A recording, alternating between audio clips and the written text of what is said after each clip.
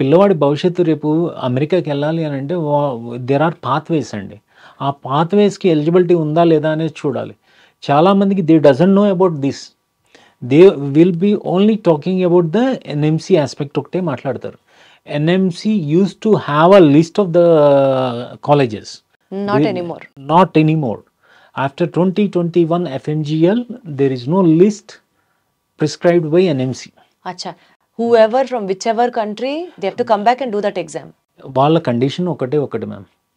ఆ కాలేజ్ వచ్చి WHO గుర్తింపు ఉండాలి, ప్లస్ అక్కడ ఉన్న WFME అక్రిడేటింగ్ ఏజెన్సీ గుర్తించబడి ఉండాలి, ప్లస్ ప్రోగ్రామ్ వచ్చేసి 4.5 సంవత్సరాలు ఉండాలి. That has to be thought in English and there should be prescribed subjects of schedule 1 of NMC. ఈ ప్రిస్క్రైబ్డ్ సబ్జెక్ట్ ఆఫ్ షెడ్యూల్ 1 అనేది ఎవడు మాట్లాడు మళ్ళీ, ఎందుకంటే they themselves doesn't know that how they will B.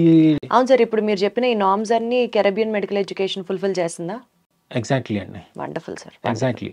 ఇప్పుడు మోస్ట్లీ ఏంటంటే మీకు ఇంకొకటి ఏంటంటే ఇక్కడ పాత్వేస్ మనం మాట్లాడుకునేటప్పుడు ఈ పాత్వేస్లో మనం ఆలోచన చేయాల్సింది ఏంటంటే, నేను ఇప్పటిదాకా ఏంటంటే అమెరికన్ పాత్వే ఒకటే మాట్లాడాం.